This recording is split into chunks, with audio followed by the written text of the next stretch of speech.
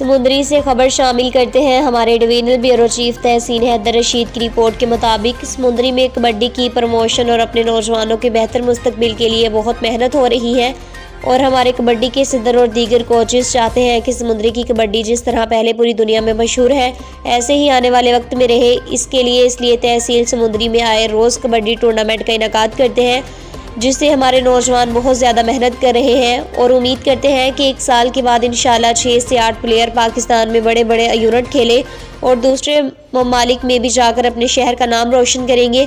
इसलिए समुद्री की तमाम सहाफ़ी बरादरी के तावन की अशद ज़रूरत है, क्योंकि आजकल के दौर में मीडिया के बगैर कोई भी काम मुमकिन नहीं। आपका तावन की समुद्री की कामयाबी है। आज 10 नवंबर और कल 11 नवंबर 2025 को इत्तेफाक कबड्डी कमेटी तहसील समुद्री के ज़ेर एहतमाम चक नंबर 471 गाफवे में टूर्नामेंट का इनेकाद किया गया है, जिसमें तहसील समुद्री विलेज सिस्टम की 16 टीमें हिस्सा ले रही हैं। तमाम सहाफ़ी भाई अपना कीमती वक्त निकालकर चंद मिनट 471 आए और चंद मिनट की कवरेज करके मीडिया पर चलाए, अपने चैनल्स पर चलाए।